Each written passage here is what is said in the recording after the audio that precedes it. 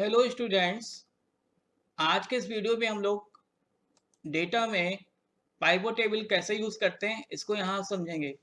Basically pivot table का मतलब ये होता है कि जो भी डेटा है उसको हमने यहाँ पे जितनी भी फील्ड्स ली हुई हैं उसके अकॉर्डिंग उसको हम कितनी टाइप से उसका कैलकुलेशन करा सकते हैं। जैसे यहाँ पे आप देख लो कि यहाँ पे हमारे पास 4 फील्ड हैं, जिसमें से 3 फील्ड आपकी टेक्स्ट फील्ड है और चौथी फील्ड आपकी न्यूमेरिक फील्ड है। तो न्यूमेरिक फील्ड पे ही हम कैलकुलेशन कर पाएंगे।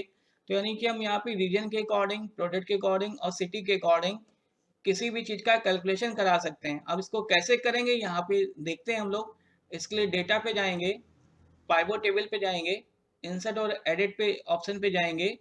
इस पे जाने के बाद यहाँ पे कोड करंट सिलेक्शन ऑलरेडी दिया हुआ है, इस पे कुछ नहीं करना है, हमको ओके करना है।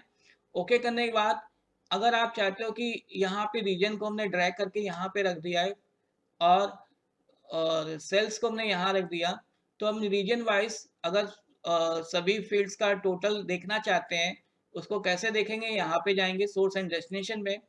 अब आप इसका जो भी पाइवोट टेबल का रिजल्ट है उसको आप कहाँ पे चाहते हो वो ऑप्शन बता दो। जैसे मैंने यहाँ पे दे दिया न्यू सीट या सिलेक्शन, तो जैसे न्यू सीट ले लेते हैं। आप ओके करोगे, ओके करने पे देखिए न्यू सीट पे ये रिकॉर्ड आपको दिखाई दे रहा है और यहाँ देखिए ईस्ट, नॉर्थ, साउथ, वेस्ट सभी फील्ड के रिकॉर्ड का टोटल आ रहा है। अगर यहाँ से हम यहाँ पे मैंने मान लिया कि हमको खाली ईस्ट और साउथ का टोटल देखना है, देन आप ओके करोगे तो यहाँ पे इस तरह से टोटल दिखाई देगा। अगर ऑल करते हैं और देन ओके करते हैं तो ओके करने पे इस तरह से टोटल आ जाएगा। तो इतना आपको समझ में आया होगा कि अगर हमको एक पर्टिकुलर फील्ड के अकॉर्डिंग किसी चीज़ का टोटल करना है तो इस तरह से कर सकते हैं। अब इसी में मल्टीपल फील्ड्स के अकॉर्डिंग टोटल कैलकुलेशन कराना है तो वो कैसे करेंगे यहाँ पे वो भी देख लेते हैं। जैसे इसके लिए डेटा पे जाएंगे, पाइवोट टेबल पे जाओगे, इंसर्ट और एडिट पे जाएंगे, देन ओके करेंगे। ओके करने के बाद रीजन को उठा के यहाँ ट्रैक करा देंगे, प्रोडक्ट को उठा के हम इस जगह पे रख लेंगे, सिटी को उठा के हम यहाँ पे रख देंगे और सेल्स को उठा के हम यहाँ पे रख सकते हैं। देन सोर्स एंड डेस्टिनेशन पे जाओगे, यहाँ पे दो चीज़ें दिखाई दे रही हैं, न्यू सीट और सिलेक्शन। तो अगर आप न्यू सीट पे चाहते हो तो कुछ नहीं करना है, सिलेक्शन पे जाते हो तो इस पे जाएंगे। देन आपको जहाँ पे भी चाहिए, जैसे मान लें कि हमने यहाँ पे एक नई सीट ले ली है और हमको इस जगह पे चाहिए, इस सेल पे चाहिए यानी A1 सेल पे, देन आप ओके करोगे। ओके करने के बाद आप सीट 6 पे जाओगे, देखिए यहाँ पे आपको इस तरह से पाइवोट टेबल दिखाई दे रही है जिसमें कि डीवीडी को मुंबई ने खरीदा है, न्यू दिल्ली ने खरीदा और वाराणसी ने खरीदा। तो ये मुंबई का टोटल, ये वाराणसी, न्यू दिल्ली का, ये वाराणसी का आ रहा है। माउस का चेन्नई, कानपुर और पुणे का आ रहा है, ये चेन्नई, कानपुर और पुणे का टोटल दिखाई दे रहा है। फिर इसी तरह से प्रिंटर को कानपुर, मदुरई और न्यू दिल्ली में खरीदा, ये कानपुर, ये मदुरई, ये न्यू दिल्ली का टोटल आ रहा है। रैम को चंडीगढ़, चेन्नई और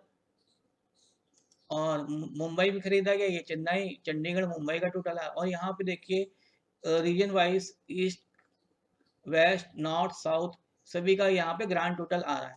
तो इस तरह से भी हम यहाँ पे कैलकुलेशन करा सकते हैं।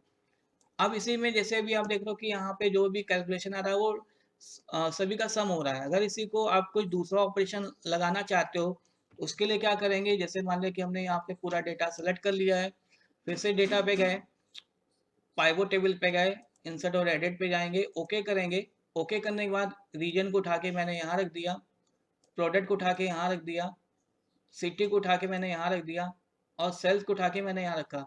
अब यहाँ पे जाने के बाद इस पे कोई दूसरा ऑपरेशन लगाना है, जैसे मान लिया कि एवरेज निकालना है तो हमने एवरेज चूज कर लिया।